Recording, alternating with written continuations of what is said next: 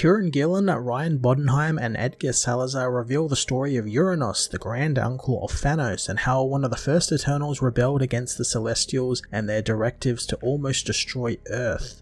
Kieran Gillen builds out more insanely cool Eternals lore with a special issue dedicated to Uranos, Thanos' grand uncle, and the genocide he tried to enact on the Deviants and even his own people. I thoroughly enjoyed Gillen's exploration of the character, making many parallels between him and Thanos outside of being related by blood, such as their drive for duty and their sense of power and entitlement. The biggest thing this issue fleshed out was more of Thanos' plans for the Eternals and trying to make himself part of the machine, giving him one of their biggest weapons in that of Uranos' armory, and even a trigger that if pulled could destroy the entire Earth. I've thoroughly enjoyed getting to see all of the scheming he's been doing, as well as Droog's presence in the issue, and throughout this entire series has been a joy to read as well, playing the ever snivelling snake and backstabber he is, but also giving us a really good justification for why he's doing all of this, something which we see play out here when we discover that Droog was the one who imprisoned Uranos. So that's pretty cool, and it makes for a really compelling read since it's all family drama except blown up to like millennia long wars and drama between each other. It's just fantastic. Ryan Bodenheim and Edgar Salazar tag in as artists with some brilliant looking artwork that captures Uranos' reign in fantastic icy blues and muted yellows and browns, giving the book this kind of really textured, ancient, old look, which makes sense narratively, being that most of the issue is set 600,000 years in the past. So I like the idea that the book is kind of like a tome being recited by Uranos to Thanos, and I think that's kind of like a cool visual of all of that.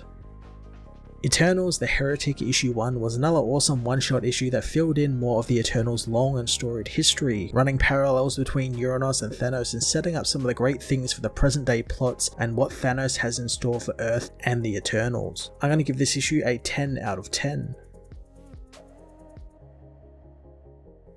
Eternals The Heretic issue 1 heads to the Exclusion, where Thanos' rule is well underway as he drags Vulcan of Polaria into a cell, tossing him inside for not wanting to follow Thanos' new order. Droog hopes the Exclusion will be brief for an Eternal, but Vulcan calls Droog a disappointment, and he would rather the Celestials have carved him a statue in dung than given Droog to him. Droog knows that someone has to be brave enough to collaborate and be selfless enough to put things above their own dignity. Thanos wonders what Droog puts above his own ethics, but Droog reveals it's only his survival, signaling to Thanos that he truly is a snake. Leaving the Exclusion, Thanos says that he often thought about what his Earth family in the Eternals would be like and if they were different to that on Titan. He thinks about his parents who cast him into the hell of life, and his brother Eros and his grandfather Kronos. Instead, he finds himself surrounded by weaklings, and it is a tree that would be best to be picked of its fruit and left to die. Droog begins thinking about Kronos, knowing that he reminds him of his own grandfather, who is Thanos' granduncle, wondering if Thanos wishes to meet Uranos. Thanos knows all about Uranos and how he was captured and killed for his heresy, but Droog knows he wasn't actually killed and was only imprisoned since they couldn't risk killing him after all they lost. Machine doesn't want them to go into the vault, but Droog leads Thanos into it, wondering if he's curious to see the man.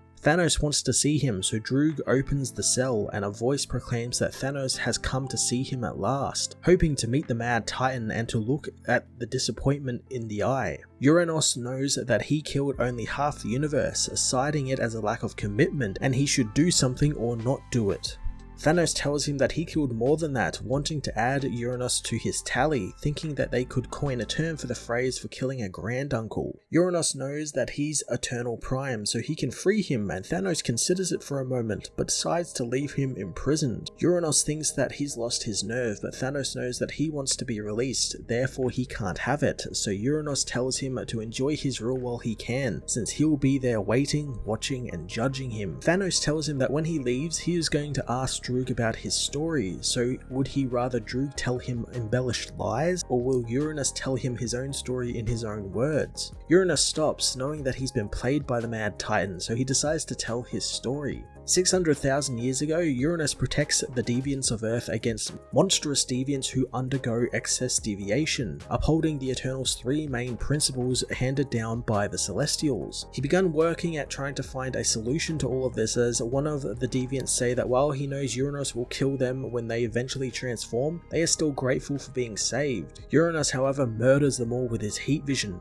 turning them all to ash as he begins to wonder why should grand beings like the Eternals be chained forever to Earth, sweeping up the dust of the deviants. He decides he's going to free the Eternals, and Uranus knows that Thanos wants to be part of the machine, but he thinks that he should be careful to not take the responsibilities as well as the rights, since the responsibilities of the Eternals are tedious, but knows Thanos is a creature of duty with a schoolboy crush on the cosmic betters of him. Thanos knows he talks about his love for death, and Thanos tells his granduncle that to love death with all his heart is not duty, but it's a privilege. However, Uranus doesn't think so, since there is no romance in an eternity of cleaning sludge from the drains of the machine. Uranus knows how to deal with the problem the Celestials left them, but this was during a time where the Prime Eternal wasn't a thing, and there was only 3 patriarchs, him and his 2 brothers, which he planned on telling about his solution to and give them a chance to see reason. Uranus tells the other 2 Eternals, wanting to set a new course for the Eternals. Kronos says that he's been mulling over other possibilities as well, and Oceanus wants to know his plan, hoping he doesn't overreach. Uranus explains what they should do to clean the Earth of all the deviants once and for all, but Kronos knows he speaks of genocide. However, Uranus tells him that the deviants are not a people, and if it was genocide, what in their 3 principles prevents them from doing it, since it's the right tool for the task? Kronos refuses to take part in this, and if they do it, there is no coming back from it. Oceanus thinks the Celestials may have need for the deviants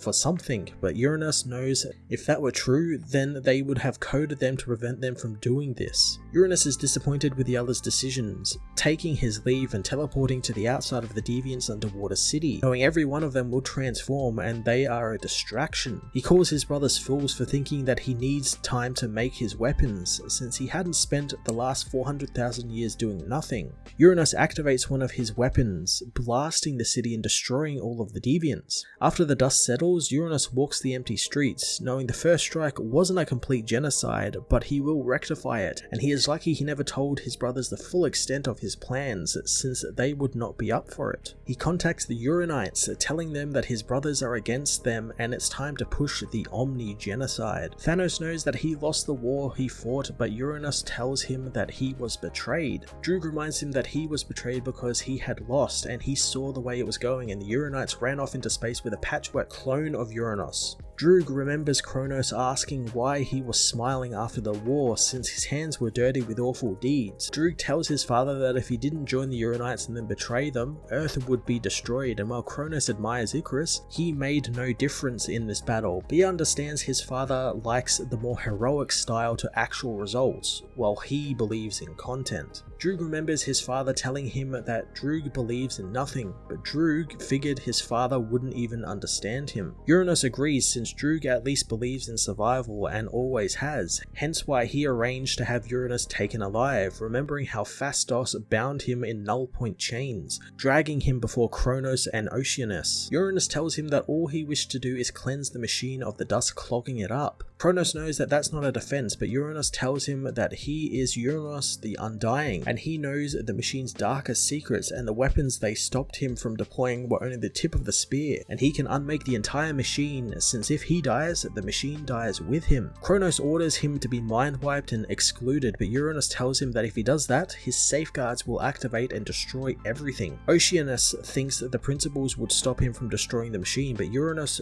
won't be present when the fail-safe trigger, so it will be like there is nothing to act upon. He proclaims that he is playing the longest of games, but if he loses, they will all lose. Kronos wishes to tear the secret from his mind, entering Uranus's mind and attacking him with celestials, but Uranus defends his secret for over a century, standing against the forces sent after him. Oceanus knows that he is almost dead though, and will die before they can tear the secret from his mind. Kronos stops the attack, demanding that he be taken to the exclusion, since it's better to have access to the arsenals than lose everything. Uranus knows that in the game of chicken, they blinked first, disappointing him as he spent the next 600,000 years in the prison. Droog reveals that Uranus's theories were proven wrong recently and the Celestials wanted them to protect the creatures of Earth to make antibodies to kill a celestial plague. Uranus knows the gods were incompetent and they are of no relevance and only their scripture matters. Thanos knows that philosophy aside, if he kills Uranus, the world dies as well, and Uranus confirms that that would happen, and Thanos is glad to know that, as Uranus warns him to get rid of the traitor Droog, offering a gift to Thanos. He reveals an imprint key to the armories of Uranus, allowing Thanos to access these weapons without activating the failsafes. Thanos is surprised he's being trusted with his key, but Uranus sees a member of his line who isn't a disappointment, and the young should enjoy their inheritance while they can. Thanos thanks his grand uncle, but before he leaves he corrects himself, calling Uranus the Undying his grandfather.